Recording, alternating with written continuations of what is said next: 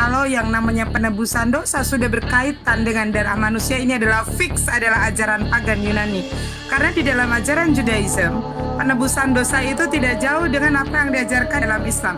Ada 4 hal ya. Ada 4 hal penebusan dosa di dalam ajaran Yahudi. Yang pertama, tefila. Tefila ini melakukan cucian diri seperti berwudu. Kemudian yang kedua adalah tefila atau tefilot. Tefilot ini adalah perbanyak sholat. Kemudian yang selanjutnya adalah korbanot. Korbanot ini adalah yang tadi disebutkan, mengorbankan, menyembelih hewan, kemudian dikurbankan darah. Dagingnya dimakan sebagian dan dibagikan sebagian. Kemudian yang keempat adalah sedekah. Perbanyak sedekah. Ini adalah 4 unsur cara penebusan dosa orang-orang Yahudi. Yesus orang Yahudi bukan orang Yahudi. Jadi Yesus tidak pernah mengajarkan penebusan dosa dengan darah manusia. Penebusan dosa dengan yang namanya darah manusia itu sudah fix ajaran pagan. Seperti itu, Bang. Karena saya penasaran dengan ini. Ada mengatakan begini bahwa darah manusia adalah darah yang suci dan sempurna, dan itu layak menebus manusia yang lemah dan berdosa. Bang, berita viral Abang seorang Kristen, jadi jangan ngaku-ngaku Muslim di sini ya. Maaf, Abang adalah seorang Kristen, jangan ngaku-ngaku Muslim di sini. Ini kita nyampaikan. Ya, saya wajar melihat channel-channel mereka karena saya memang penasaran dengan itu gitu loh. Abang seorang Muslim atau Kristen, jangan berbohong Bang naik di sini. Aku Muslim Kristen Bang. Bang. Anda naik ke sini mengaku Muslim, tapi pertanyaan Anda adalah pertanyaan seorang Kristen. Kita nggak bisa dibohongin Bang. Saya orang Kristen, Mbak. Nah, kenapa harus ngaku Muslim? Malu Anda menjadi seorang Kristen, Anda malu. Penuh dengan agamanya kami sendiri itu nggak akan bisa dibohongin Bang.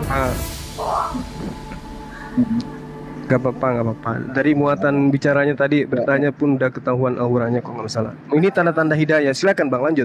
Ya oke. Lanjut Bang.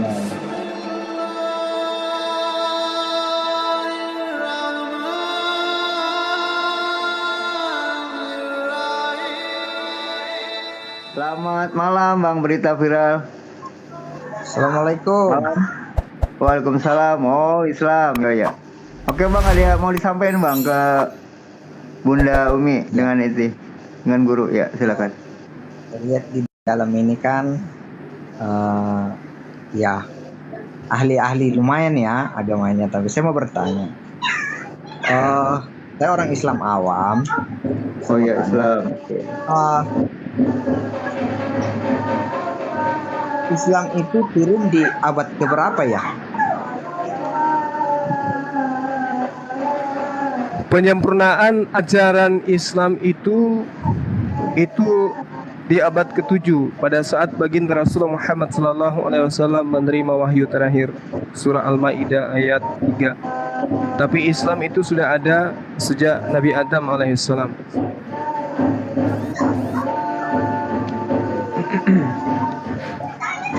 Karena di seberang ada yang bilang bahwa abad yang pertama adalah Kristen. Kita Muslim adalah abad yang ke-7.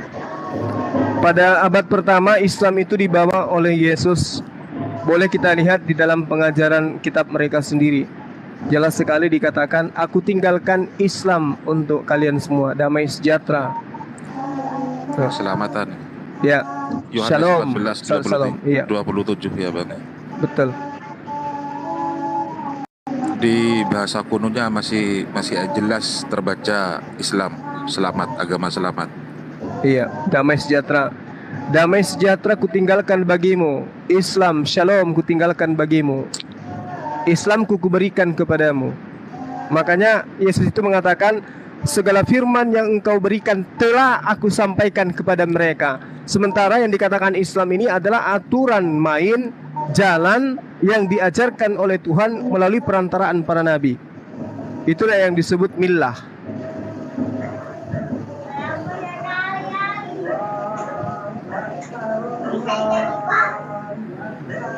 Udah Bang Berita? Udah lagi? Udah ya? Yang menggelitik karena saya agak penasaran dengan kekristenan mereka. Saya dari tadi menyimak dari channel ini yang Bang Kusuma bilang bahwa darah itu dipersembahkan sama dewa-dewa, atau bagaimana itu Bang Kusuma? Iya, bagus, pertanyaan yang bagus. Jadi gini, di dalam pengajaran umat Yahudi, kan mereka selalu mengatakan keselamatan itu dari Yahudi, ya kan? Selalu aja begitu. Di luar Yahudi nggak ada keselamatan. Sementara Tuhan di dalam pemahaman orang Yahudi, di dalam Imamat 18 nomor 21, jangan kau serahkan seorang dari anak-anakmu untuk dipersembahkan kepada dewa Molok, supaya jangan engkau melanggar kekudusan nama Tuhanmu, akulah Allah. Kan jelas gitu. Kemudian di dalam Imamat 20 nomor 3, aku sendiri akan menentang orang itu dan akan melenyapkan dia dari tengah-tengah bangsanya, karena ia menyerahkan seorang dari anak-anak mereka kepada dewa Molok dengan maksud menajiskan tempat kudusku dan melanggar kekudusan namaku yang kudus. Jadi Tuhan murka kepada orang-orang terdahulu karena mereka mempersembahkan anak manusia itu kepada dewa, kepada dewa-dewa, kepada iblis. Itu juga diterangkan di dalam Yeremia 7, 31, Yeremia 32, nomor 35, 2 Tawarik 28, nomor 3, 2 Raja-Raja 23, nomor 10. Tuhan murka kepada umat terdahulu karena mereka acap kali mempersembahkan korban dari manusia, dari anak-anak manusia itu sendiri. Nah, muncul perintah seperti apa mereka harus berkorban. Imamat 1 nomor 2, berbicaralah kepada orang Israel dan katakan kepada mereka, apabila seorang di antaramu hendak mempersembahkan persembahan kepada Tuhan di hewan ternak, ya lembu, sapi, kambing, yang diterangkan oleh Al-Quranul Karim dalam surah Al-Hajj ayat 34. Bismillahirrahmanirrahim. Walikulli ummatin ja'alnal mansakal yazkuru smallah ala ma razaqahum min bahimatil an'am. Allah mengajarkan kepada kita bahwa setiap umat Allah syariatkan penyembelihan hewan kurban agar mereka menyebut nama Allah atas rezeki yang dikaruniakan oleh Allah kepada mereka berupa hewan ternak. Berarti Islam, Bani Israel, Bani Ismail mempersembahkan hewan ternak, sementara mereka mempersembahkan manusia. Maka muncul pertanyaan, manusia Yesus ini mereka persembahkan kepada siapa? Nah, makanya belepotan tadi, yang penghujat pun belepotan, tidak mampu jawab dia. Mutar-mutar sana sini, nggak bisa. Ujung-ujungnya Yesus dipakai untuk menebus dosa. Orang Israel menggunakan hewan nebus dosa, mereka menggunakan anak manusia nebus dosa. Supaya mereka tidak keciduk mempersembahkan anak manusia ini kepada dewa, maka digantilah anak manusia itu disebut dengan sebutan anak domba. Bayangkan itu.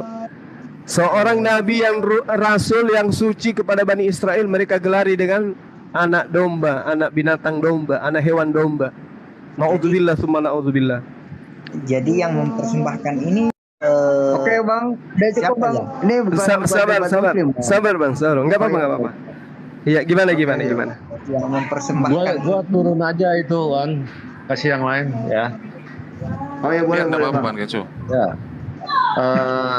Umi izin dulu ya Bang Juma, izin dulu ya. Iya Bang Mari. Kenzo, Kami tunggu kapan bersyahadat ya, minal aidin. Baik. Izin ya lahir batin. Mohon maaf lahir batin ya. Mohon maaf. Bang Berita Viral, boleh saya menambahkan Bang Berita Viral?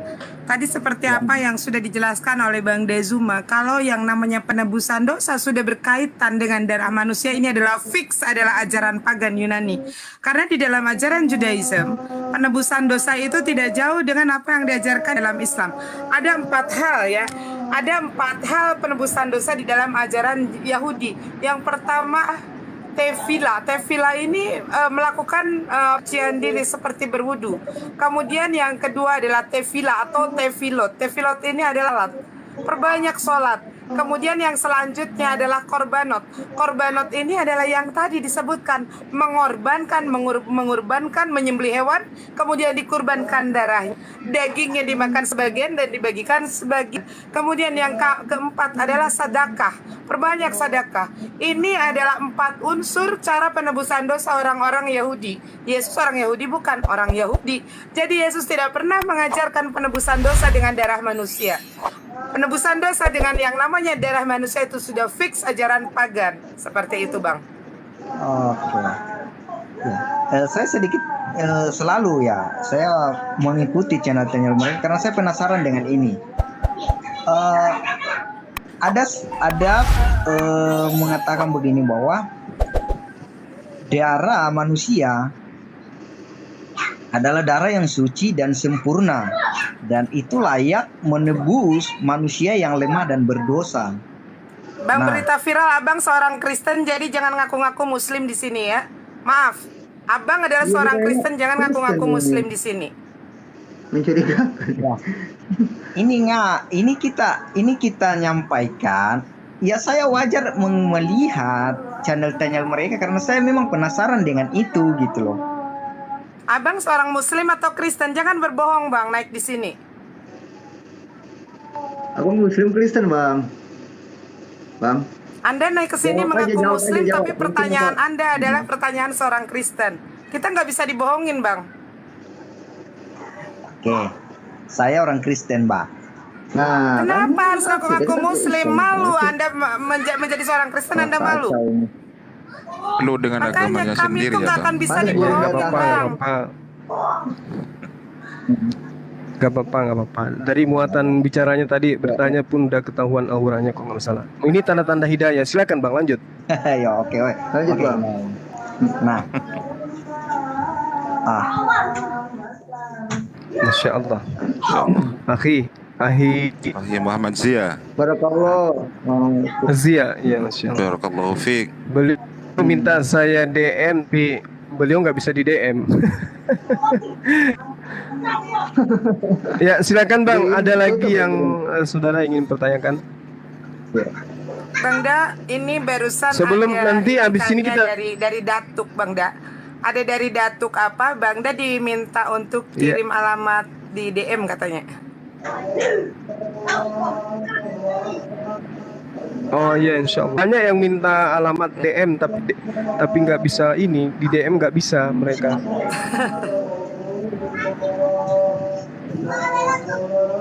Ada lagi mungkin tuh, Bang berita viral. Gimana saudara berita viral?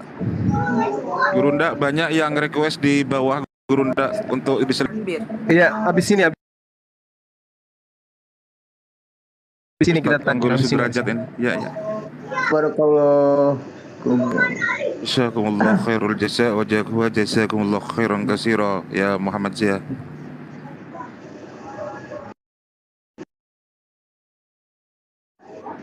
Viral masih ada pertanyaan. masih ada. Oh, lagi. Ya, silakan Bang. Jadi Ya, kenapa, Bang? yang tadi itu kita sudah lihat ya bahwa manusia hanya diminta. Kalau Tuhan pencipta langit dan bumi itu nggak pernah, Bang. Oke, lanjut. Ya, saya mau tanya, apakah penebusan Yesus penebusan Yesus dengan darahnya yang suci, apakah itu adalah salah, ataukah memang seperti itu karena manusia tidak akan mampu, manusia tidak akan selevel dengan binatang yang akan dikurbankan, maka dia adalah yang sempurna.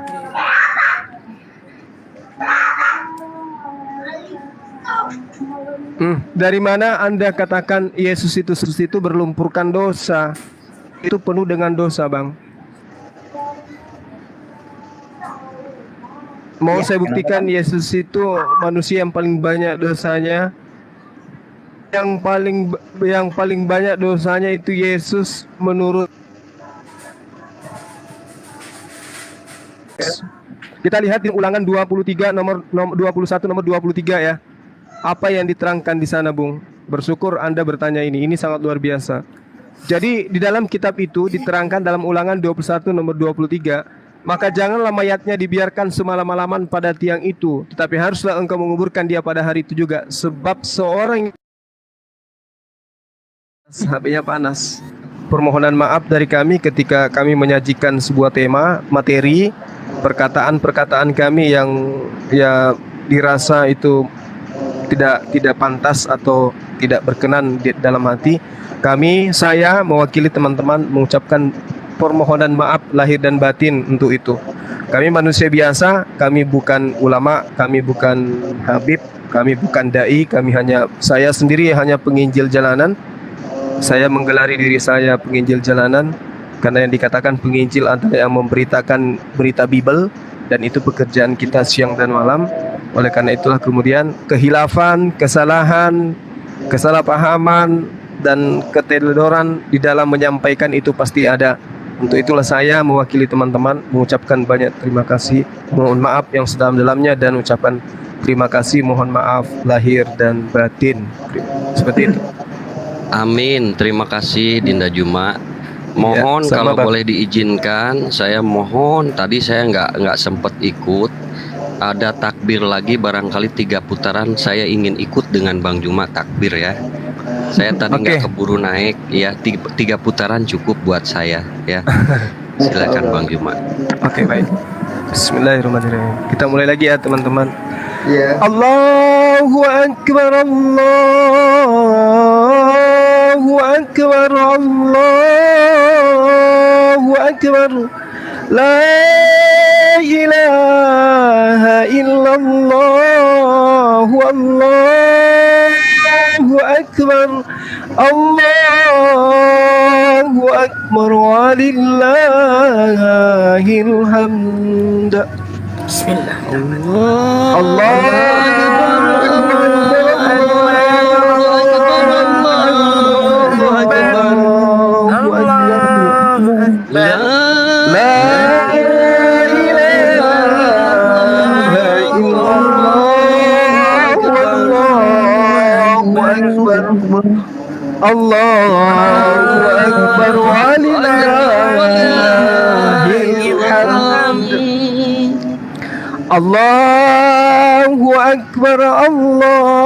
Allahu Akbar, Allahu Akbar. La ilaha illallah, wallahu akbar. Allahu akbar, walillahil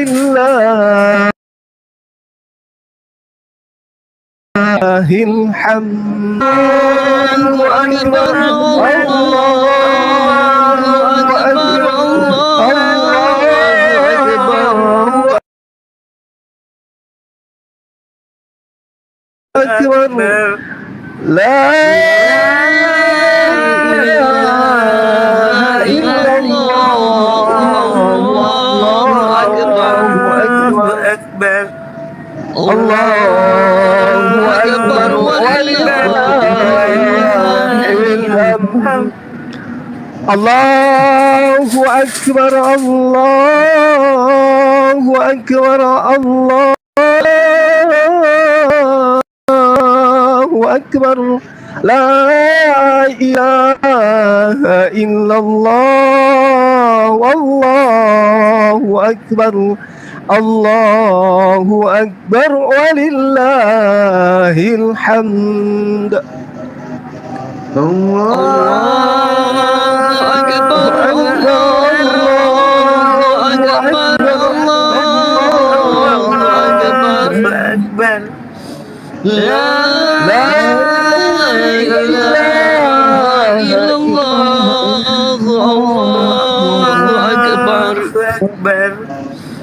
Allahu akbar, walillahil hamd. Alhamdulillah. Terima kasih Bang Juma. Allahu Akbar kabira walhamdulillahi katsira wa subhanallahi bukratan wa asila.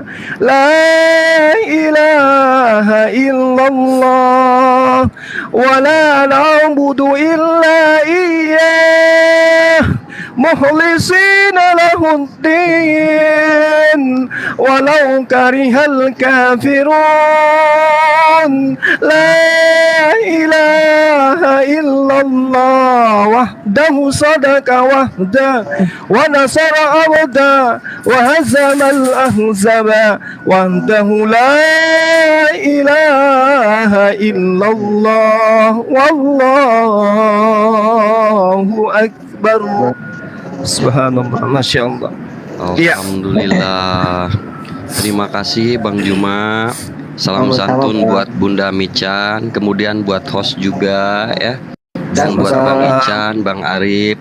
Terima kasih. Mungkin itu yang ingin saya sampaikan di room. Mungkin dengan tidak mengurangi rasa hormat dan kecintaan kami kepada Muslim semuanya, saya izin turun lagi.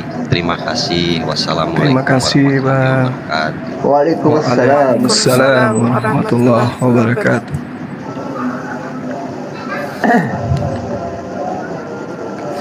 Saya menanggapi pertanyaan Ican Icin tadi, Guru Bang Juma, Pak Bang Arif. Ya, silakan. Silakan. Pertanyaannya tadi apa? Sudah kan? Iya, tinggal dijawab. Apa pertanyaannya? Sorry.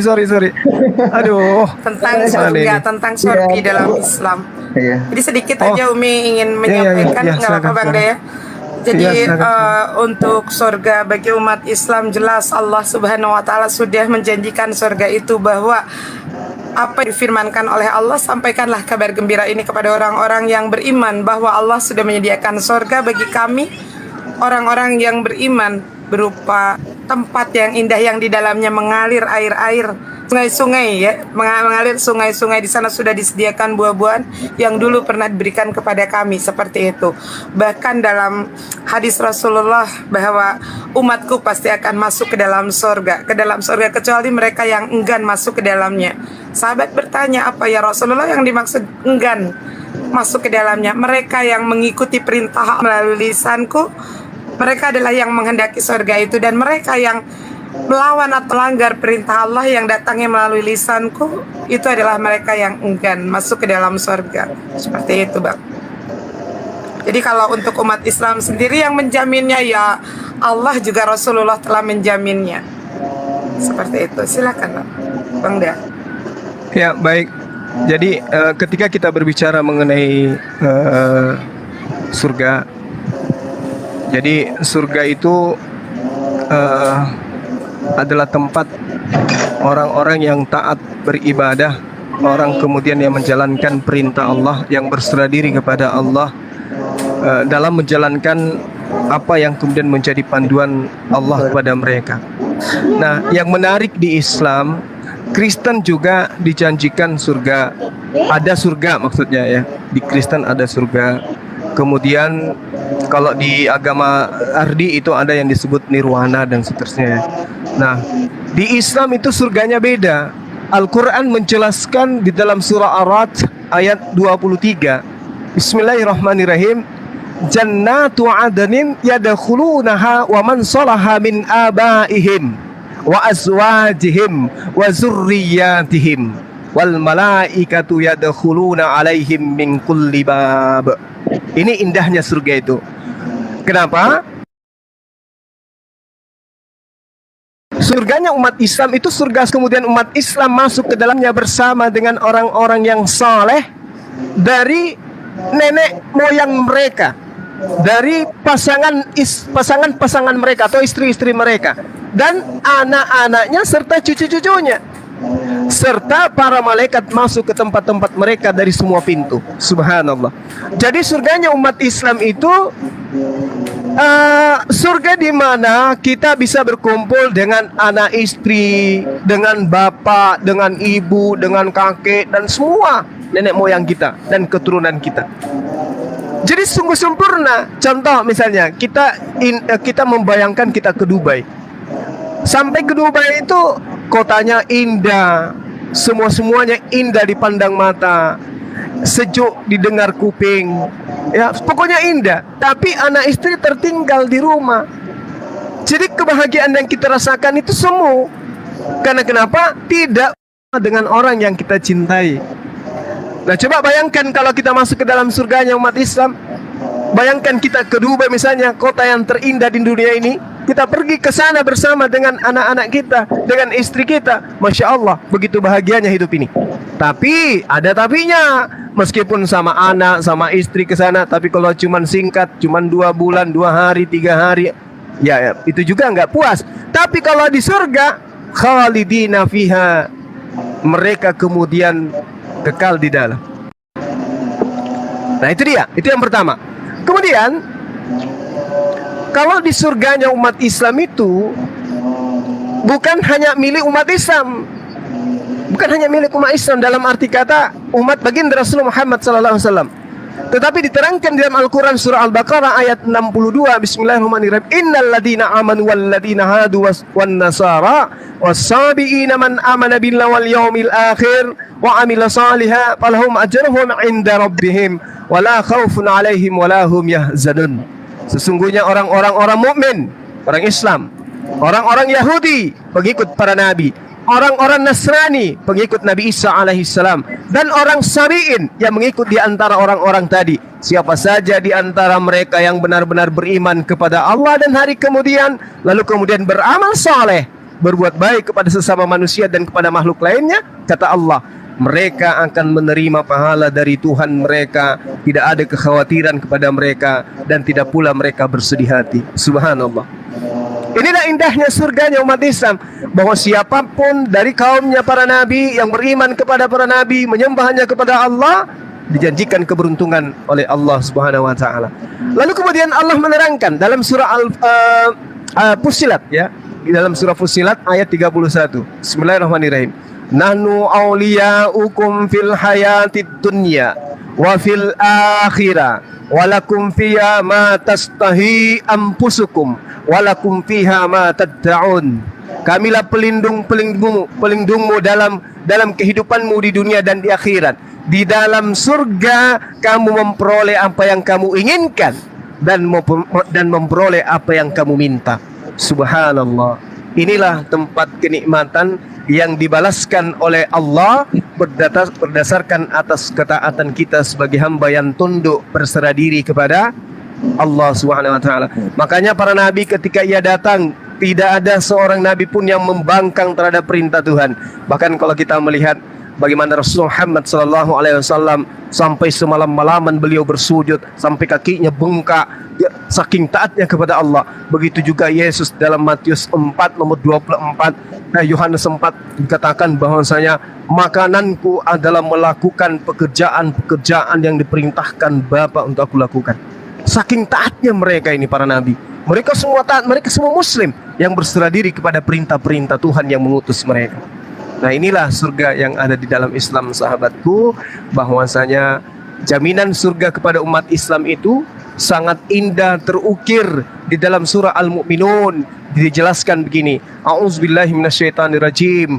Qad aflahal mu'minun alladzina hum fi salatihim khashi'un walladzina hum 'anil lagwi mu'ridun walladzina hum lizzakati fa'ilun walladzina hum li furujihim hafizun illa 'ala azwajihim aw ma malakat aymanuhum فإنهم غير ملومين فمن ابتغى وراء ذلك فأولئك هم العادون والذين هم لأماناتهم وعهدهم راعون والذين هم على صلاتهم يحافظون أولئك هم الوارثون. Mereka itulah orang-orang orang yang mewarisi alladzina yarithunal firdaus, yaitu mereka mewarisi surga Firdaus. Hum fiha khalidun, mereka yang mendirikan sholat, yang berpuasa, membayar zakat, beramal soleh, menjaga lisannya, menjaga fiha khalidun, mereka semua mewarisi Firdaus dan mereka kekal di dalamnya. Subhanallah, subhanallah, thumma subhanallah, suci Allah. Demikian, terima kasih. Ustadz Unggul mau nambahin mungkin sedikit, silakan. Ya, assalamualaikum warahmatullahi wabarakatuh. Waalaikumsalam warahmatullahi wabarakatuh. Guruku, masya Allah. Bang Ican ya. Tadi langsung aja ya to the point. Tadi ada yang ketinggalan mungkin. Sebab pernyataan Bang Ican Acin ini coba dikonfirmasi. Tadi menyatakan bahwa mereka juga kan mengesahkan Tuhan, percaya kepada Tuhan gitu ya. Kurang lebih gitu ya. Artinya mereka juga berhak masuk surga karena mereka juga menyembah Tuhan. Begitu nggak kurang lebihnya tadi Bang Ican? Iya, benar sekali. Sama-sama mereka mengimani Tuhan. Oke, nah ini ya, saya ini sering diundang oleh sekolah-sekolah ya, terutama MAN, karena sahabat-sahabat saya dulu zaman SMA yang tergabung dalam Rohis Kerohanian Islam banyak yang menjadi guru, baik guru agama, guru geografi, matematika dan lain-lain, tersebar di beberapa sekolah. Kemudian dengan kebangkitan Islam, saya alhamdulillah diberi kesempatan ya, walaupun hanya di luar ekskul lah, ekstrakurikuler, mengajarkan panjat tebing, tim SAR dan sebagainya ya, manajemen kebencanaan alam. Di sini kita banyak berbagi cerita. Lalu para guru walaupun mereka terikat dengan silabus, tapi mereka tetap mengajarkan, membebaskan, memerdekakan serta membentengi anak-anak kita, terutama muslimah-muslimah kita, bahwasanya harus terhindar dari penyakit sepilis, sekularisme, pluralisme, dan liberalisme. Nanti dipelajari lagi sendiri ya, Ikhwan Fillah di bawah. Apa itu sekularisme? Yang kita ini menjadi takut seolah-olah tidak punya Allah, takut akan kehidupan, besok mau makan apa, besok mau jadi apa. Nah ini kita bentengi. Kemudian liberalisme juga gitu, faham yang begitu bebas mentafsirkan, mengangkangi para mufasir kita, para ulama-ulama kita, sehingga kita dijauhi dari Al-Quran dan As-Sunnah. Nah sekarang saya masuk ke dalam topiknya, pluralisme berbeda dengan pluralitas. Di zaman Nabi Muhammad SAW, beliau juga ada pluralitas karena bertetangga dengan Yahudi, Nasaro, bahkan penyembah-penyembah berhala Quraisy. Itu pluralitas. Di Indonesia juga ada pluralitas, yaitu Bhinneka Tunggal Ika kita, terdiri dari bermacam suku, agama, bahasa. Tetapi pluralisme itu tidak boleh ideologi yang sesat. Pluralisme dengan entengnya mengatakan semua agama sama. Kalau saja Al-Quran mengatakan semua agama sama, saya ngapain capek-capek berpuasa sebulan penuh di bulan Ramadan? Sholat 5 waktu sehari, orang masih tidur kita bangun, melawan kantuk, melakukan ibadah sholat subuh. Jadi tidak, pluralisme itu mengatakan semua agama sama, ibarat roda dengan jari-jari menuju poros yang sama, menyembah kepada Tuhan. Tidak. Di zaman Musa itu diajarkan, ada utusannya, utusan Tuhannya itu Musa.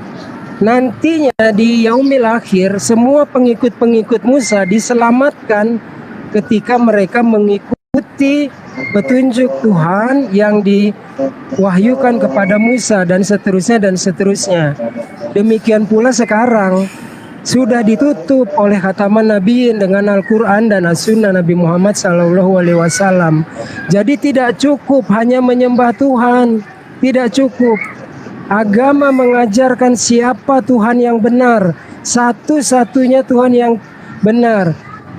Tidak ada duanya, satu yang tiada duanya, itulah artinya Esa Tunggal. Kalau dua saja tidak, apalagi tiga gitu. Setelah kita mengenal satu-satunya Tuhan yang benar, bagaimana cara menyembahnya dengan benar? Musa mengajarkan cara beribadah dengan benar. Yesus juga mengajarkan beribadah dengan benar di zamannya. Tidak pernah Yesus ngajarin berdoa dengan jingkrak-jingkrak dan sebagainya. Nabi Muhammad mengajarkan kita semua untuk sholat seperti beliau sholat. Jadi di situ kuncinya. Ya, ini faham yang tidak boleh kita pakai karena itu sudah merupakan idealisme, ya, faham dari pluralisme, mengatakan semua agama sama. Ini yang perlu diperhatikan. Oke, gitu aja tambahannya. Thank you, Stan. Oke Bang Ican Acin, kita tukar dulu ya Bang ya. Banyak yang ngantri soalnya. Iya, oke. Saya juga udah cukup sih, cuma naik mau ngomentarin. Kalau ada yang naik, silakan. Ustaz Tunggul sini aja dulu. Bang Ican. Iya, di sini aja. Bang Icannya mungkin masih ada ini yang mau disampaikan. Oh, Pertanyaan yang saya tanyakan masih belum kurang ini Pak. Bang Ican agak deketin coba mic-nya. Oh, pecah-pecah suaranya. Mohon maaf, ini pertanyaan yang saya sampaikan masih belum terjawab kayaknya. Kan saya tanya, bagaimana? Abang dari Muslim apa Kristen sih Bang? Tanya. Kan dari Muslim. Oh, nanyanya gitu ya. Coba lanjut. Ya, karena saya melihatnya sesama manusia. Allah kan menciptakan manusia itu ketika lahir belum tahu apa itu agama. Nah, agama kan Bang, suaranya pecah-pecah Bang. Halo ya. Gak jelas. Bang. Suaranya nggak jelas Bang Ican. Suaranya nggak jelas. Ulangin. Suaranya coba benerin mic-nya. Agak pecah tapi aku bisa mendengar. Teruskan aja, nanti aku yang jawab izin. Oke. Siap.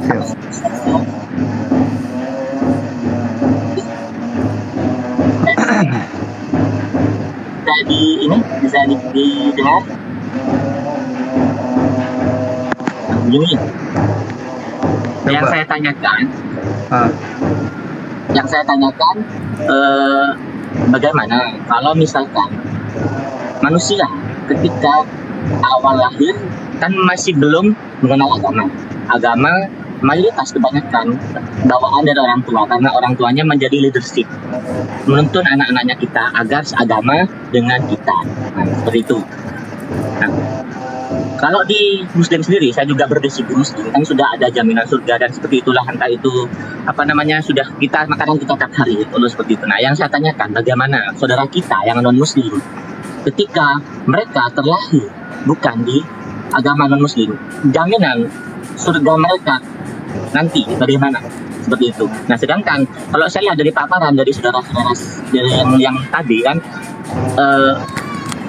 hanya dijelaskan di sebatas di agama Muslim itu sendiri, yang seperti yang saya ketahui selama ini, seperti itu. Nah, dan saya kembalikan ke awal, ketika Adam dan Hawa diciptakan, manusia kan terlahir fitrah, terlahir tanpa celah dan tanpa dosa. Agama diturunkan mendampingi sebagai pedoman, sebagai landasan dengan cinta dan kasih, seperti layaknya Nabi Muhammad SAW, suatu laksana dengan sifat dan tauladannya. Nah, ketika non-Muslim memiliki perilaku yang baik, memiliki akhlak yang baik, sebelum Allah, sebelum nasnya juga dalam istilah Islamnya. Dan ketika ada Muslim itu sendiri yang tidak mencerminkan sikap seperti uswatul hasanah, mendapatkan jaminan surga, apakah ini suatu hal yang bijaksana di mata Tuhan? Saya bisa jawab ya. I get your points. Jadi begini, ekstrimnya saja, bagaimana orang di kutub utara yang tidak beragama Islam, lalu di mana keadilan Allah?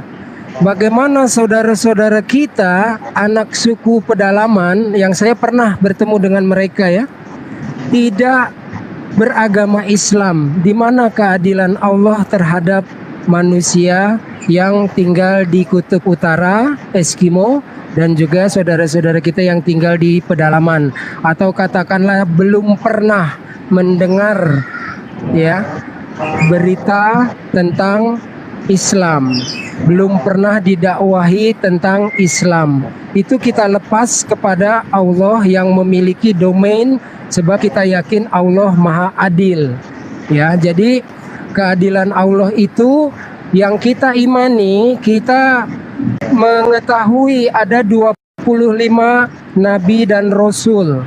Tetapi sesungguhnya kalau nabi itu menurut riwayat ada sekitar 240.000, karena mereka juga mengajarkan ketauhidan dan bagaimana menyembah Allah tanpa unsur syirik.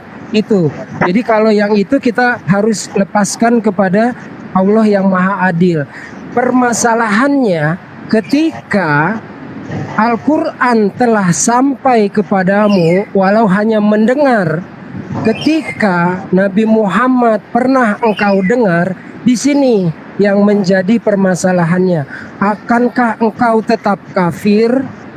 Allah akan menanyakan nanti, hei Ican, hei Unggul, hei Zuma, hei Mican, hei Hos, bukankah telah kuturunkan Nabi penutup, Nabi Muhammad SAW, bahkan engkau pernah berdebat tentang ketauhidan, tentang Islam, dan engkau tetap dalam kekafiranmu.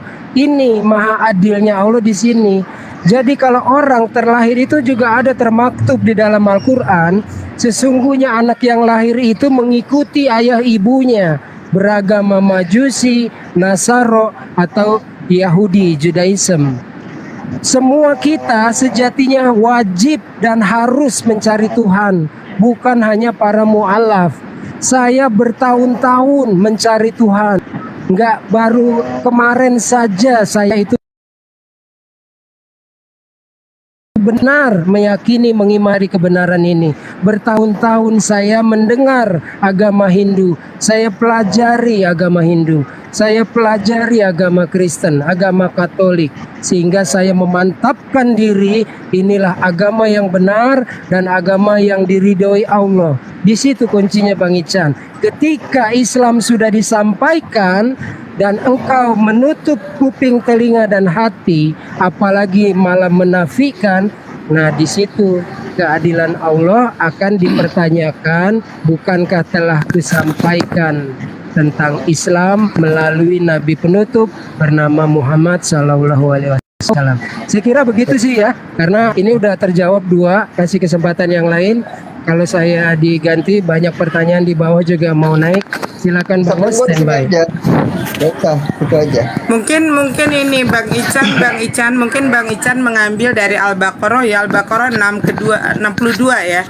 Yang isinya seperti ini, Allah berfirman, sesungguhnya orang-orang mukmin, orang-orang Yahudi, orang-orang Nasrani, dan orang-orang apa saja di antara mereka yang benar-benar beriman kepada Allah hari kemudian dan beramal saleh, mereka akan menerima pahala dari Tuhan mereka. Tidak ada kekhawatiran pada mereka dan mereka sedih hati ya. Ayat ini dinaskan sebetulnya kepada orang-orang yang dahulunya. Ini tidak menyatakan bahwa semua itu dinyatakan akan mendapatkan pahala daripada Allah, bukan seperti itu. Tapi ayat dinaskan pada saat dulunya adalah orang-orang Yahudi, orang-orang Nasrani, ya, kemudian orang-orang Sabiin itu yang kemudian dia beriman kepada Allah hari kemudian dan beramal saleh, mereka akan menerima pahala dari Tuhannya. Jadi ayat ini bukan menyatakan bahwa orang-orang Yahudi pun, orang-orang ya Nasrani pun akan mendapatkan pahala Allah atau surganya Allah. Tetapi ayat ini dimaksudkan bahasanya kepada orang-orang yang dahulunya memeluk Yahudi, memeluk Nasrani atau orang-orang Sabiin, itu yang kemudian hari mereka beriman kepada Allah, seperti itu. Beriman kepada hari kemudian dia beramal saleh. Ya, kalau untuk ayat-ayat keselamatan dari Allah atau surga, sudah jelas ya bahwa orang-orang kafir itu neraka jahanamlah tempat kembalinya mereka, sudah jelas itu. Jadi kalau sedikit diambil lagi dari tambahan. Al-Baqarah, mm-mm. Ya sedikit Umi tambahan. Tadi disebut juga orang yang berakhlak baik. Manusia itu sejatinya punya dua watak dan karakter untuk berbuat baik atau jahat. Di tempat-tempat bencana banyak orang-orang dari luar negeri itu mereka bahkan ateis, tapi akhlak baiknya luar biasa. Dalam konsep agama ini tidak cukup, sebab manusia diciptakan itu tidak lain untuk menyembah kepada Allah, lalu diberi petunjuk berbuat baik. Nah, yang berbuat baik ini ditambahkan dengan menyembah satu-satunya Tuhan yang benar dan cara menyembahnya yang benar. Jadi nanti di padang mahsyar umatnya Musa, ketika Musa masih hidup, mereka akan bergabung bersama Musa. Semasa jeda sebelum turun nabi berikutnya, kalau mereka menjalankan ajaran Musa, bergabung dengan panjinya Musa. Demikian juga dengan panjinya Yesus, semasa hidupnya bergabung dengan panjinya Yesus. Masa jeda sebelum turunnya Nabi Muhammad, ketika mereka melaksanakan tauhid yang diajarkan Yesus, mereka bergabung kepada panjinya Yesus. Perkaranya nabi penutupnya sudah ada, lalu itulah yang akan ditolak oleh nabi-nabi. Engkau bukan umatku, seharusnya engkau umat Muhammad, sana pergi ke panjinya Muhammad. Sementara begitu masuk ke panjinya Muhammad SAW, dia tidak mengucap syahadat. Jadi harus komplit, tidak cukup hanya la ilaha illallah, tapi juga mengimani utusannya. Gitu tambahannya. Standby. Assalamualaikum Pak Os. Oh, boleh Sedikit celetus lagi sedikit. Papua, sedikit Ya. sedikit lagi aja ya. Iya, Jadi Pak. kembali Iya, Bang Bu. Ican, kalau Bang Ican mengambil dari Al-Baqarah 62, maksud ayat itu, ayat ini mengatakan bahwa meski seorang itu dulunya pemeluk Yahudi, pemeluk Nasrani atau Sabi'in, namun beriman kepada Allah dan beramal saleh, mereka memang akan masuk surga. Itu yang dijanjikan di dalam Al-Baqarah 62. Bukannya Yahudi Nasrani yang kemudian mereka kafir terhadap Allah. Sudah jelas kan? Mana mungkin ya orang Yahudi disebut beriman kepada Allah atau orang Nasrani disebut beriman kepada Allah. Di sepanjang surat Al-Baqarah ini ditemukan bahwa ada kutukan Allah kepada Yahudi di dalam Al-Quran, bahwa ada kutukan Allah kepada orang Nasrani di dalam Al-Quran. Nah, seperti itu Bang. Jadi kalau Abang mungkin Umi rasa mengambil dari ayat Al-Baqarah 62 ini tidak seperti apa yang Abang hanya baca seperti itu saja, tetapi maksud ayatnya mengatakan bahwa kalau dulunya begitu kemudian dia beriman, begitu Bang.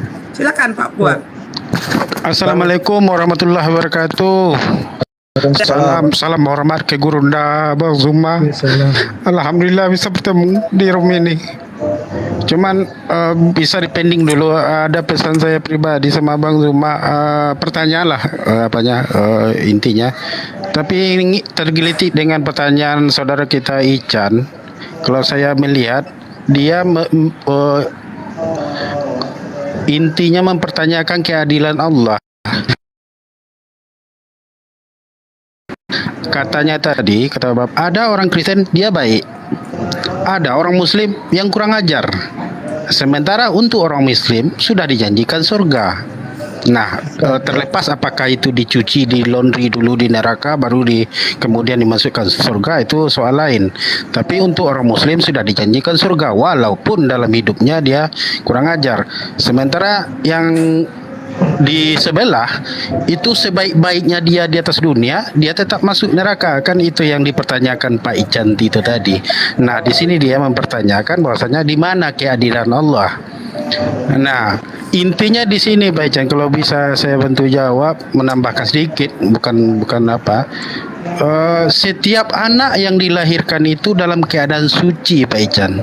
Suci itu artinya fitrah.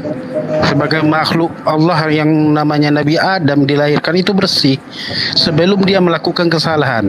Nah, kesalahan itu baru bisa disebut salah, dosa itu bisa baru disebut dosa ketika dia sudah melanggar hukum.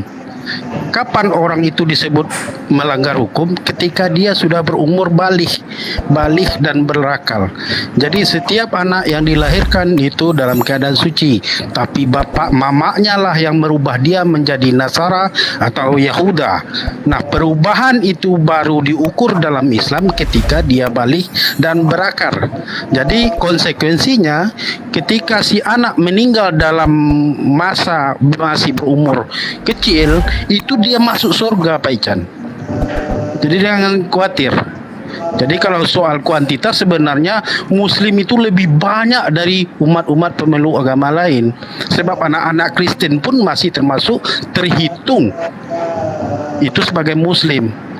Namanya fitrah, tidak berdosa, tidak ada hukuman untuk dia. Nah, bagaimana ketika dia hidup di dunia yang setelah dewasa dia melakukan perbuatan-perbuatan baik, maka Allah akan menggantinya langsung di atas dunia. Tidak ada balasannya di akhirat.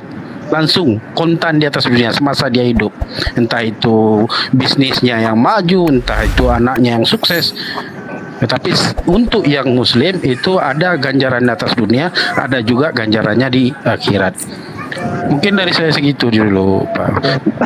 Nah, Bang Ican Acin, mungkin udah cukup tanggapannya dari ustadz-ustadz dan guru-guru besar. Mungkin yang lain mau minta waktu untuk Gurunda bertanya sama Bu Gurunda, Pak Os.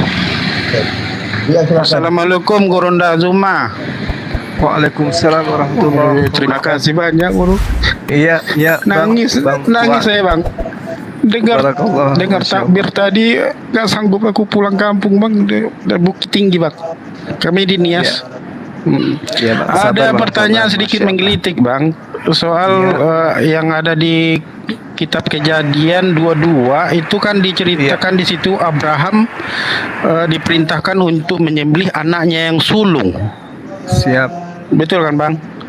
Iya, betul. Tapi dari sejarah kita lihat bahwasanya anak yang sulung itu kan artinya anak yang keluar pertama, yang pertama keluar, yang pertama ada.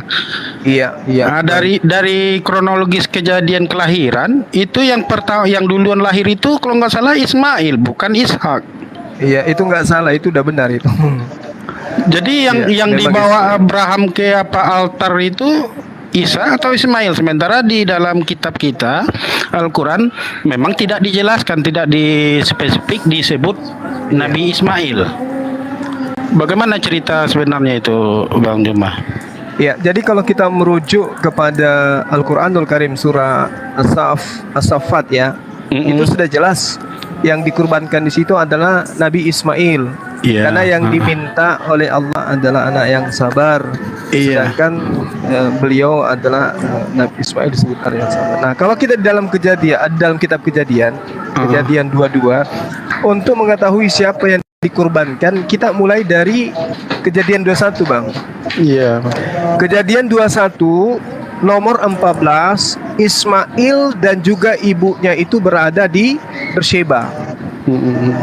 Nah, kemudian Kejadian 21 nomor 33, Abraham beradanya juga di Beersheba. Di Kejadian 22 nomor 2, Abraham mempersembahkan anak tunggalnya ini di Moria. Nah, setelah melakukan persembahan kurban ke anaknya yang tadinya diganti oleh hewan, di dalam Kejadian 22 nomor 19, proses itu berlanjut dan setelah selesai, Abraham kemudian kembali ke Beersheba. Nah, siapa yang tinggal di Beersheba tadi? Ismail. Ya. Nah, Ismail dikembalikan kepada ibunya setelah prosesi di Moria. Ya, nah, tidak disembelih. Iya, sedangkan Ishak itu belakangan, dia tinggal di mana? Tinggal di Hebron. Tertulis di mana? Kejadian 23 nomor 2. Jadi proses maaf Guru. Jadi bisa dikatakan yang langsung menyebutkan kata Ishak di dalam kejadian itu salah. Ditambahkan itu, Bang. Seakan-akan bahwa Ismail seakan-akan Abraham udah tahu siapa anak. Iya, karena anak tunggal, Bang. Iya, ya kan gini. Logikanya gini, Bang. Logikanya gini. Abraham alaihissalam meminta berpuluh-puluh tahun kepada Allah agar diberi anak. Betul. Nah, setelah kemudian berpuluh tahun minta diberi anak, Allah kemudian berikan anak, yaitu Ismail. Bahagia, senang, bercampur haru tentu yang terjadi kepada Abraham. Benar ya? Betul. Saat detik-detik lagi gembira-gembiranya, lagi senang-senangnya, lagi bahagia-bahagianya Abraham, Allah kemudian minta anak itu. Korbankan anakmu yang tunggal. Allah ingin menguji Abraham. Dia taat, dia benar-benar percaya kepada aku bahwa aku adalah Tuhannya atau tidak. Dimimpikanlah dia untuk diminta anaknya untuk dikorban. Apa yang terjadi kemudian? Oke bang, sebentar bang. Iya. Sebentar, maaf bang. Berarti ketika Abraham bermimpi, apakah Ishak belum lahir? Belum. Sah. Belum. Itu usia Ismail masih 13. Iya, selisih 14 tahun. 13 tahun, 14 tahun Iya. mereka. 1761. Pas bang. Iya bang. Nah ini tambahan Iya. sedikit Pak Fuad Iya, ya. silakan. Kalau Iya. baca lagi di kitab Kejadian, walaupun ditambahkan, disisipkan kata Ishak, tapi coba hitung umur. Nanti akan Iya, didapat iya, itu. betul. Umurnya Ismail itu 14 tahun.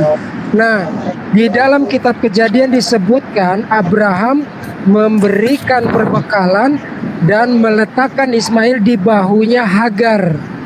Ini udah jelas salah. Bagaimana mungkin anak umur 14 tahun ditaruh di bahunya seorang perempuan? Lalu ketika dilemparkan ke semak-semak. Artinya informasi yang salah ini tentu berikutnya juga akan salah sekalipun disisipkan nama Ishak. Itu tambahannya. Thank you. Betul, terima kasih. Tambahan sedikit Pak Fuad, sedikit ya Pak Fuad. Oke Bunda. Oke. Karena umat Kristen ini bagaimana caranya untuk mengeliminasi Ismail yang menjadikan nanti bapak keturunan daripada Rasulullah seperti itu. Betul, Sekarang Bunda, begini Pak, betul.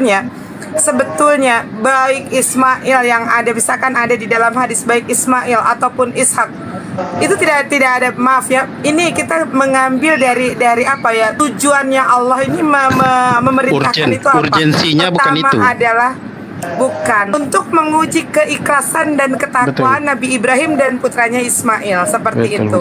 Betul, Ya, Bunda. pada saat Ismail sedang Nabi Ibrahim sedang sayang-sayangnya memiliki seorang anak yang tadi Bang Dazuma katakan. Lalu tiba-tiba Allah menguji kesabaran dan ketabahan mereka berdua. Itu di usia Ismail 13 tahun, 1 tahun sebelum Ishak lahir. Makanya di dalam kitab Kejadian 17 ayat ke-20 dan 21, anak yang dijanjikan di sana sebetulnya anak yang diberkati dan dijanjikan adalah Ismail. Karena di ayat ke-20 sudah jelas Ismail lah yang disebut di sana. Tetapi di ayat ke-21 itu sudah jelas, dan untuk Ishak mengadakan perjanjian dengan Ishak. Aku akan mengadakan perjanjian dengan Ishak tahun depan setelah dilahirkan oleh Sarai. Sama seperti ini juga. Nah, jadi anak yang diberkati dan yang dijanjikan, dua anak Nabi Ibrahim itu diberikan dijadikan anak yang dijanjikan dan anak yang diberkati. Mengenai siapa yang disembelih sudah jelas, anak tunggal yang dikasihnya. Kalau berbicara anak tunggal, beranak daripada Nabi Ibrahim, bukan anak tunggal dari Sarai atau dari Hagar, tetapi dari sang bapak. Anak tunggal Ibrahim selama 14 tahun sudah jelas Ismail. Kemudian kita mengambil wasilah dari adalah pelajaran tentang keikhlasan dan ketabahan dari seorang ayah yang bernama Ibrahim dan seorang anak yang bernama Ismail. Dan yang lebih jelasnya lagi, siapa yang menjalankan syariat ini? Apakah umat Islam sebagai keturunan daripada Nabi Ismail ataukah mereka dari keturunan Nabi Ishak seperti itu? Jadi sudah jelas. Idul Adha atau Idul Kurban dijalankan oleh pengikut daripada Rasulullah yang merupakan keturunan daripada Nabi Ismail. Jadi mereka silahkan saja apapun silahkan, dan itu tidak akan menggugurkan sebuah fakta seperti itu, Pak. Betul. Dan berkebetulan entah apa, tidak disebutkan dalam Al-Quran spesifik namanya Ismail, tapi hanya tetap dalam kurung, ya kan begitu Bunda. Oke, makasih banyak Bu Guru. Terima kasih banyak Guru, Ustaz Unggul, Bunda Mican, Bang Dewa. Terima kasih banyak waktunya. Salam buat keluarga semua di Bukit Tinggi. Kita di Nias, Bang. Kita di ini ya. Nggak pulang kampung ya, nggak apa-apa. Itulah makanya meniti air mata tadi Bang Zuma itu takbiran. Nggak apa-apa. Kita takbiran bersama tadi ya. Iya iya iya. Jarak jauh seluruh dunia bersatu dalam takbiran ini. Iya iya. Mohon maaf lahir batin semuanya. Minal aizin wal faizin. Mohon maaf. Izin mundur. Salam sama keluarga Bang. Sama-sama Bang, sama-sama disampaikan nanti. Assalamualaikum warahmatullahi wabarakatuh. Waalaikumsalam warahmatullahi wabarakatuh. Jadi kalau anaknya darah yang ditumbangkan buat Mahadewa. Jadi kalau anaknya sudah 2 diminta 1 ya silakan aja nya. Ya kan? Tapi kalau dalam keadaan tunggal satu-satunya diminta, aduh, perihnya itu di situ. Jadi memang dalam keadaan 1 anak. Kalau 2 anak pertimbangannya ya udahlah. 1 masih ada 1 kok. Iya, waalaikumsalam warahmatullahi wabarakatuh. Nggak, di sini posisi hujan besar ya, posisi hujan besar. Kedengar tapi ya? Hujan gede. Iya, hujan besar. Jelas terdengar. Iya, Bekasi iya. nggak Bekasi? Nggak, saya mau nanya aja ke Bang Juma. Boleh Bang Juma nanya? Boleh sayang, boleh. Sayangku, Baik. cintaku, Wani silakan. Piro gitu, tanya dulu Bang. Wani Piro. Rambutnya piro. Bang Juma. Iya. Kalau THR nunggu hilal dulu apa enggak, Bang? Enggak. Nggak usah, Tendangan ya? hari raya Kenapa kan? belum turun THR kita ya Bang? Nih, Dewa, kenapa THR kita belum turun ya kalau nggak nunggu hilal? Nah, ini THR-nya belum turun soalnya, Bang.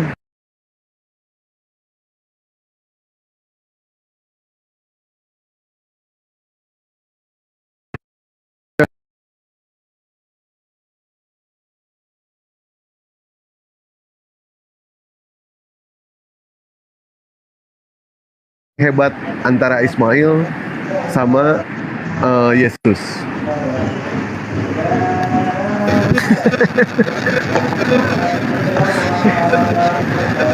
Ya, Dewa pengen tahu aja. Kalau lebih hebat mana?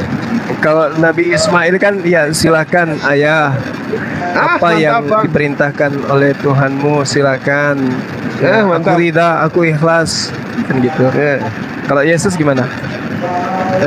Baca sendiri. Emosi dia, emosi ketika murid-muridnya itu tidak mau jaga. Lama zabaktani gitu kan. Bukan itu Dinda, bukan.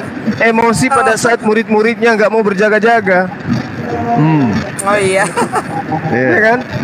Berjaga-jagalah engkau bersama aku di sini, kata dia. Ya seperti itu ya. Antara Ismail dengan Yesus, ternyata kalau kita bandingkan lebih hebat Nabi Ismail alaihissalam. Nabi Ismail tidak pernah menolak ketika ingin dikorbankan. Sementara Yesus ketakutan, berdoa kepada Bapaknya. Dia tidak mau menebus dosa, tidak mau Yesus itu. Dan alhamdulillah di dalam ajaran agama Islam, Yesus itu, Nabi Isa alaihissalam tidak dibunuh dan tidak disalib. Orang Yahudi menyatakan kalau Yesus itu adalah Yesus dibunuh. Orang Kristen menganggap Yesus itu disalib. Islam datang untuk meluruskan itu semua. Ini loh yang benar kata Allah.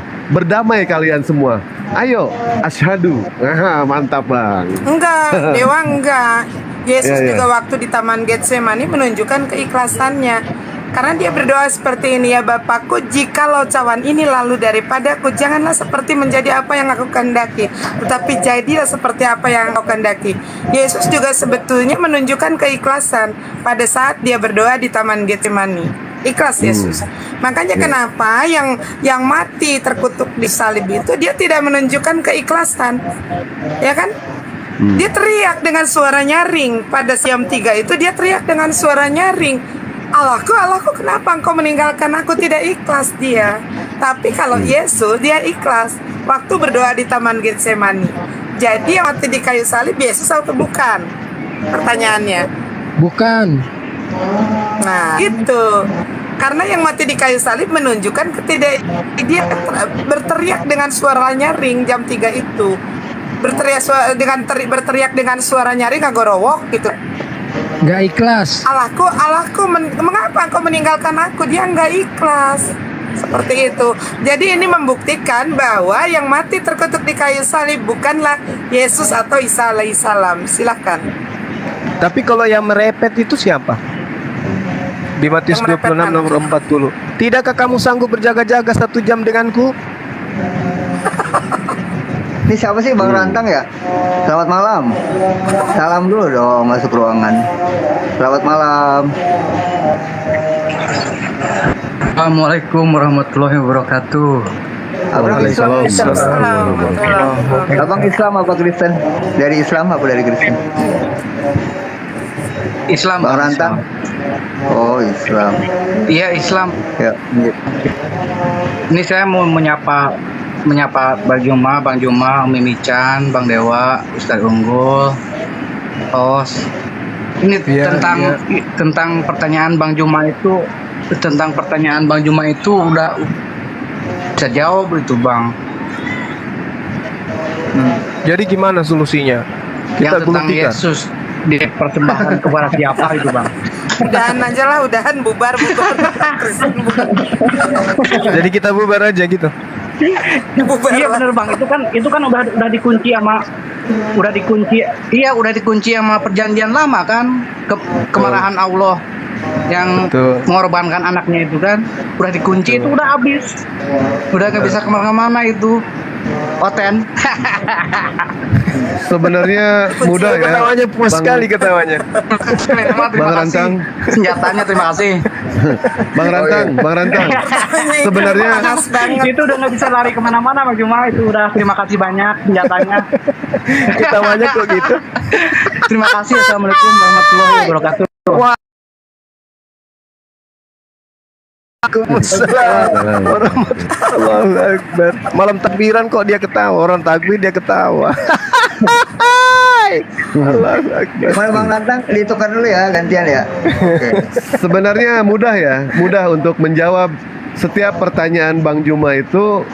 Para apologet Kristen itu mudah menjawab kok.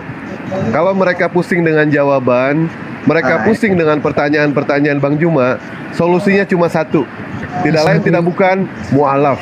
Asyhadu, itu solusinya. Nggak ada lagi selain itu. Selamat malam bocah dan berbocah nih. Malam bocah. Waalaikumsalam warahmatullahi wabarakatuh. Bang, boleh nanya nggak Pak? Iya silakan. Bagi Bang Juma aja sih. Oh ya silakan. Iya kenapa? Bang, ada itu. Kenapa? Quran. Suaranya tenggelam ya? Iya, suaranya Tenggelam ya, Bang. Halo. minoritas banget.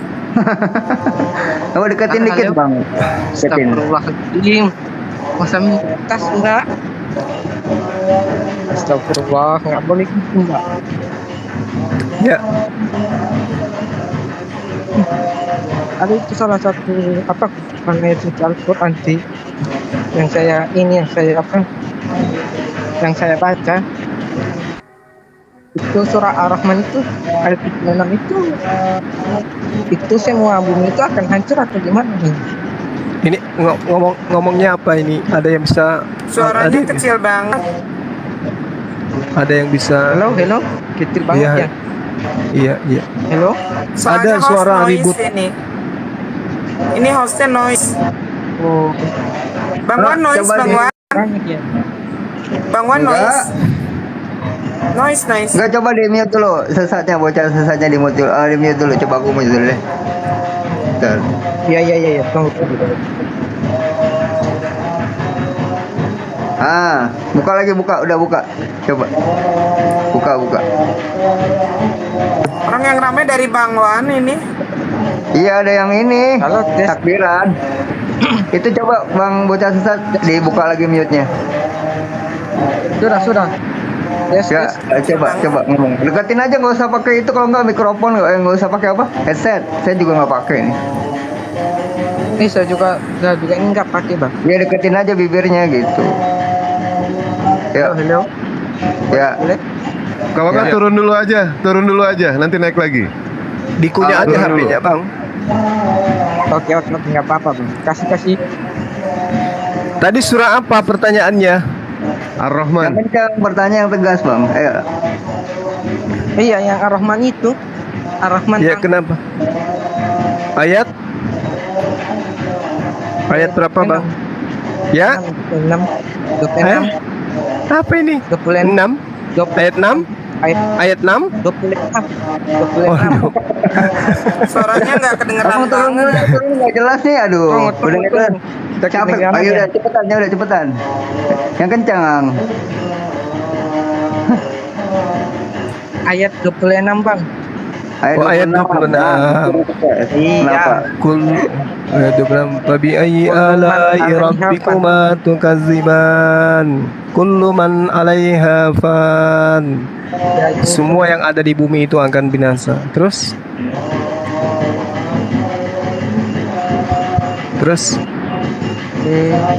Baru ada. Boleh lagi bertanya, Bang? Iya. Oke. Bang, dalam Keluaran 20 pasal 4 dan 5 itu dilarang membuat apa ya?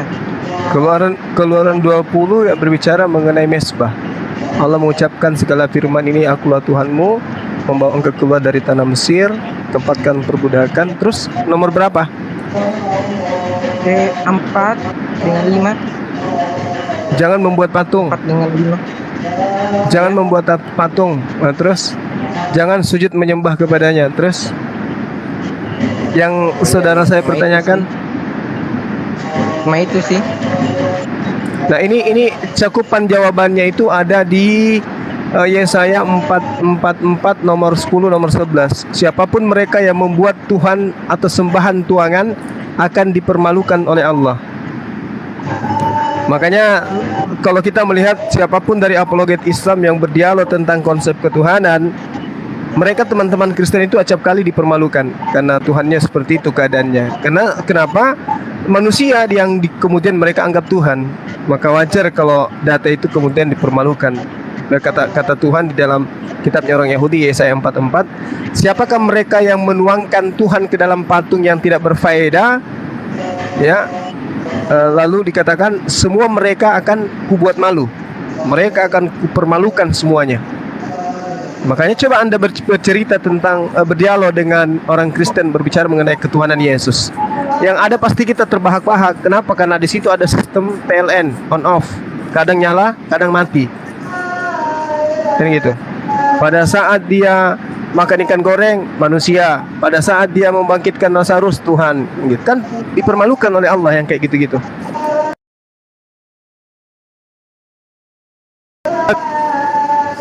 Iya, Bang. Makasih banyak ya, Bang. Ya, sama-sama. Ya.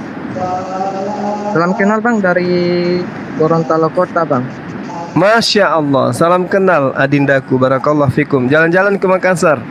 Itu namanya ganti ya, bocah sesat namanya gantilah, jangan itu.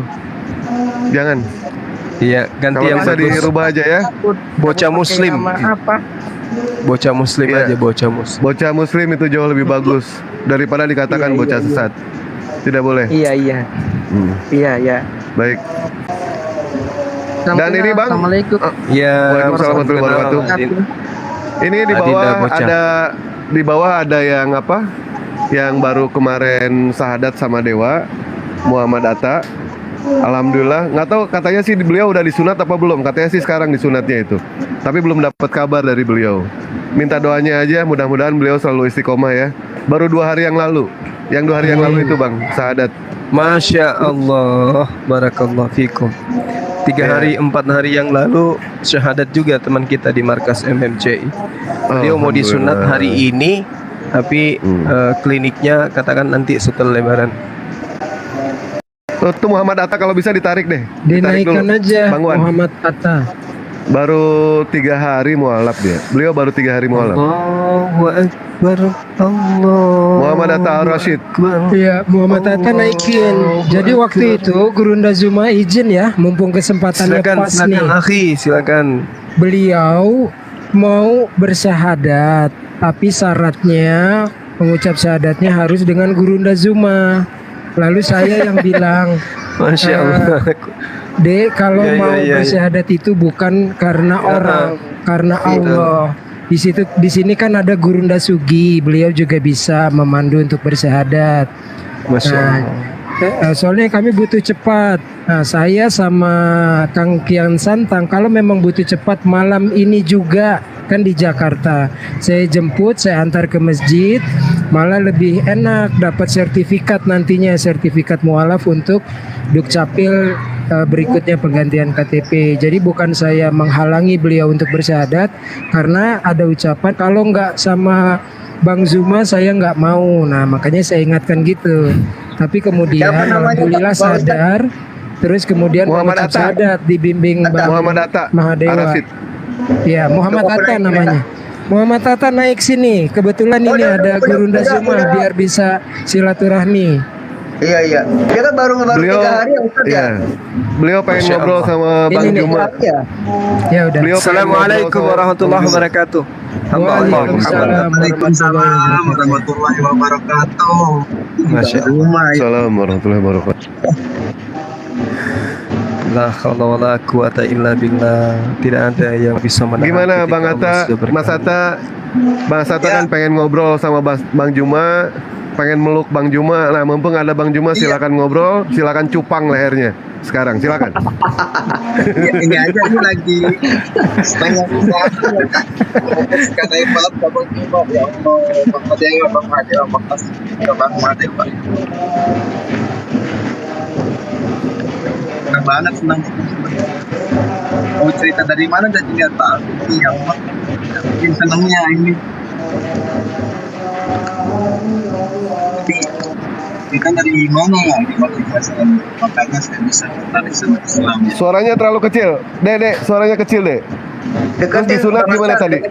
Suaranya. Disunat gimana barusan? Kan waktu itu sebelum disunat kan netizen bilang kalau udah gede gitu mah nggak bakalan bisa disunat karena pakai kapak jadi kan takut kan. Suaranya Dek, suaranya benerin dulu, Dek. Suaranya nggak jelas, Dek. Halo? Ya, nah gitu. Ya kencang. Ya. Jadi kan sebelum mau disunat ini sebelum syahadat sama ini juga yang bilang ini nih segede aduh nggak bisa disunat. Sinyalnya jelek itu kali Bang. Putus ya. Halo? Ya. Gimana? Masih kecil? Udah. Nah, kayak gede. gitu. Udah. Jadi kan yang itu bunda mana bunda Udah ditutup pakai bantal. Halo? Ya, terus. Nah, pas itu waktu di rumah udah musuh kemana itu saya udah ini pokoknya di pengen ada tuh di sana tuh yang Mahadewa saya kirain Bang Juma yang mirip suaranya gitu kan mirip-miripnya gitu. Nah dan saya tuh mulai itu dan sambil nyelam ini harus sunat dulu teman-teman yang belum itu lagi di kolam renang kayak kalau segede putus Bro Atta, suaranya agak terputus.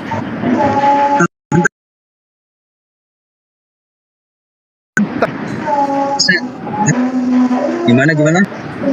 Oke, nggak apa-apa lah, dicoba lagi, lanjut.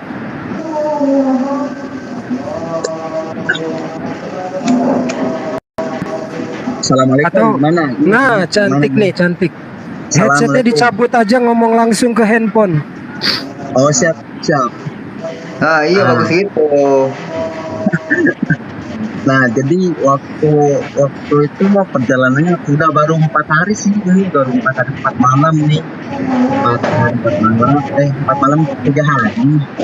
Nah jadi udah saya niatkan tadi pagi kan berangkat tapi makan dulu sih sebenarnya puasa itu kan dan dapat. Tapi sebelum saya memutuskan itu netizen itu yang bikin saya heboh waktu itu Bang Juma karena kata netizen itu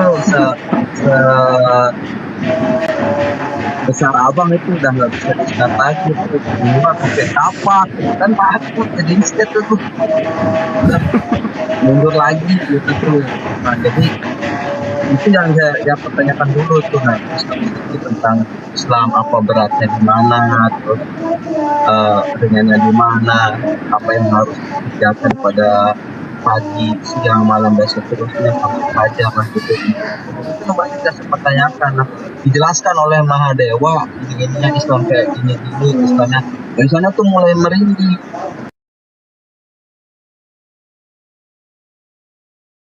Mahadewa, apa yang membuat kamu ini masuk Islam? Ada intimidasi dari ini tidak ada yang memaksa kamu untuk masuk Islam, tidak ada ini nah, jawab. Nah, yang membuat saya tertarik itu waktu itu pas Bang Juma sampai sekarang, demi Allah demi Rasulullah, apa yang saya simpan videonya Bang Juma itu sampai sekarang nggak pernah saya hapus kalau saya sendiri. Waktu debat sama siapa itu yang Bang Juma bilang satu-satunya Tuhan yang mati terkutuk di tiang salib hanya ada di agamamu, satu-satunya di agamamu yang haram jadi halal itu hanya di agama. Saya langsung mikir di sana itu benar juga, itu sebelum berapa bulan ya, baru udah 3 bulanan atau 2 bulanan itu Bang Juma ya. Nah di sana itu saya mulai buka-buka lagi tuh, saya saya mau ke dalam itu, dan itu juga saya samain tuh benar juga sih. Nah dari sana tuh langsung Mbak Dewa mensahadatkan saya malam Rabu ya Bang Mahadewa. Iya betul. Iya, di sana teman itu apa yang Bang Juma saya mau ceritain, tapi malam ini saya senang banget sudah mendengarkan suaranya Bang Juma. Masya Allah. Gak bisa kostum nih aplikasinya. Pencerahannya Bang Juma. Iya, makasih saudaraku, sahabatku, masya Allah, barakallahu fikum wa ahlikum. Ya, Islam itu memang diperuntukkan untuk orang-orang yang berakal gitu ya. Itu bayyina linnasi ma nuzila ilaihim wa la'allahum yatafakkarun. Apa yang dibenci umat manusia kepada Islam coba kira-kira? Ajarannya damai, ya kan? Ajarannya menghormati harkat wanita, orang-orang tak punya, fakir miskin, menghargai, menghormati para nabi, menjunjung tinggi kemudian keberadaan orang tua. Apa yang orang celah di Islam kira-kira? Tak ada yang bisa dikatakan bahwa Islam itu buruk itu dari aspek mananya. Ada nggak aspek yang bisa dinilai di Islam itu jelek? Nggak ada. Kenapa demikian? Cerminannya jelas dalam kehidupan kita sehari-hari. Menghujat Islam tapi pakai jilbab, kan gitu. Menghujat umat Islam puasa, tapi ketika kita jabarkan tentang puasa, ngaku juga puasa. Menghujat sholat, tapi ketika kita membahas tentang sholat, ngaku juga Kristen lebih dulu sholat. Menghujat wudhu, tapi ketika bahas tentang wudhu, ngaku juga agamanya lebih dulu menyebut wudhu. Menghujat baginda Rasulullah Muhammad SAW, tapi ngaku lebih dulu menggunakan kata Rasul, kata Nabi. Jadi tidak ada celaan, hanya di mulut karena kebencian, angkuh, sombong, hatinya nggak disunat, kemudian menghujat Islam. Tapi jujur, dalam hatinya yang paling dalam, apa yang ada di Islam itu adalah sesuatu yang dibenarkan oleh hatinya. Oleh karena itulah kemudian, ya orang yang hatinya dilembutkan, orang yang kemudian menggunakan akalnya sebagai insting wadah penerima wahyu dari Al-Quran, orang-orang itu pasti mengucapkan la ilaha illallah. Ya, betul. Apa yang dibenci di Islam? Kira-kira tak ada yang dibenci di Islam. Apa yang membuat orang itu murka kepada Islam? Enggak. Islam melarang minuman keras, Islam melarang buka aurat, Islam melarang pencurian, pembunuhan, persinahan. Islam melarang sesuatu yang buruk-buruk, Islam melarang sesuatu yang jelek, Islam melarang sesuatu yang menjijikkan. Apa yang dibenci di Islam? Gak ada. Justru kekompakan yang terjadi di Islam itu membuat orang-orang yang menjadikan pengenap daripada kejadian 5:13 Tuhan akan melakukan permusuhan antara keturunanmu dan keturunannya itu tergenapi. Ketika kemudian umat Islam itu datang, sedunia mengumandangkan kalimat takbir, Allahu Akbar, Allahu Akbar, seperti yang terjadi saat sekarang. Itu melahirkan keirian, kedengkian. Lahirnya kedengkian dan kebencian dan sesuatu yang tidak baik terhadap lisan dan hati teman-teman Kristen bukan karena keburukan Islam, bukan, karena iri melihat kekompakan umat Islam itu. Subhanallah. Iri. Izin nambahin sedikit Gurunda. Tadi adik kita Silakan, Guru. Silakan. Muhammad Barakallah. Atta bilang dia ini sering mengikuti debat-debatnya Gurunda Zuma. Betapa Gurunda Zuma itu dihina segala macam, tetap tenang, tapi mengaumkan ketika Nabi kita yang dihina, difitnah. Nah, terus kemudian dari situlah dia mulai terbuka, membuka diri, sehingga disitulah hidayah Allah diterimanya. Tadi adik kita Muhammad Atta bilang yang paling berkesan dan tidak akan dihapus videonya dari koleksi beliau adalah ketika Gurunda bilang satu-satunya agama yang bilang Tuhannya terkutuk hanya Kristen. Itu yang menyebabkan asbabnya dia menerima hidayah. Gurunda, standby.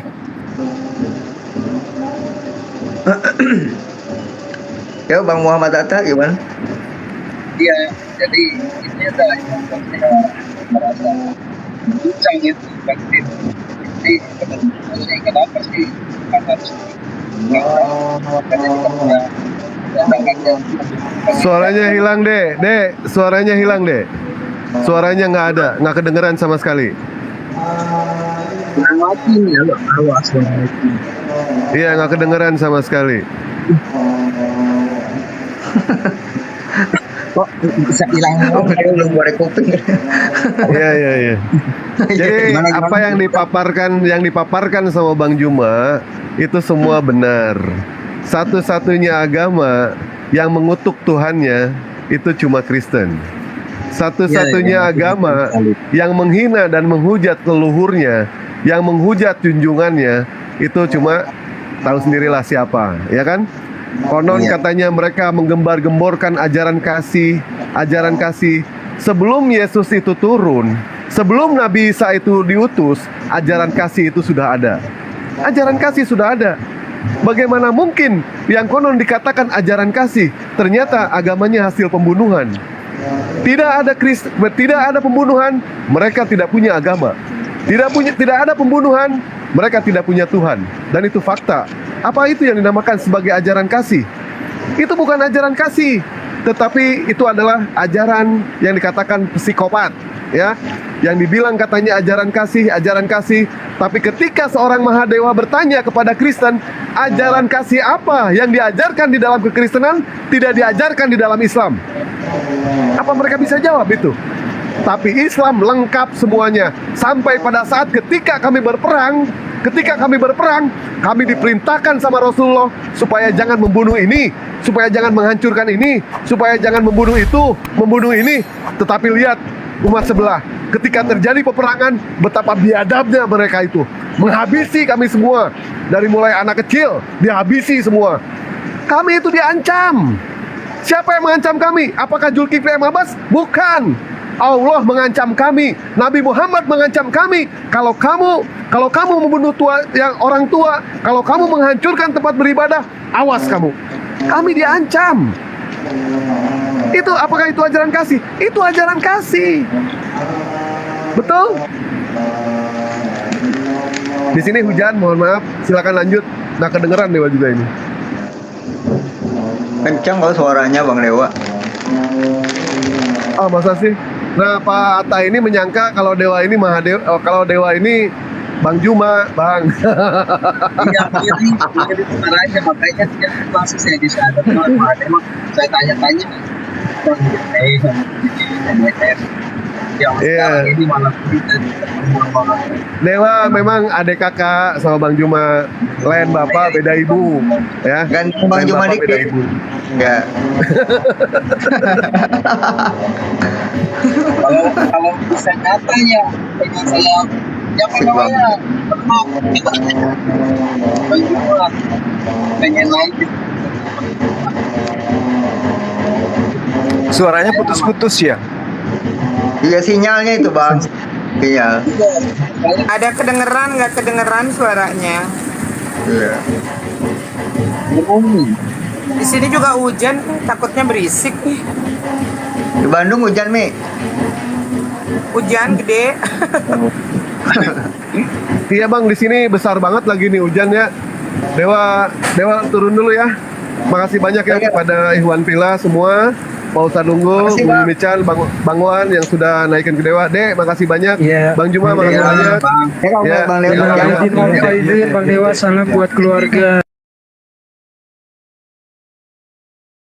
Baik, sekali lagi minal aidin sama semuanya Dewa ucapkan minal aidin. Kalau ada kebenaran itu datang dari Allah, kalau ada kesalahan itu datang dari Bang Juma ya. Jangan salahin Dewa. Kenapa Dewa bicara? Baik, terima kasih banyak semuanya.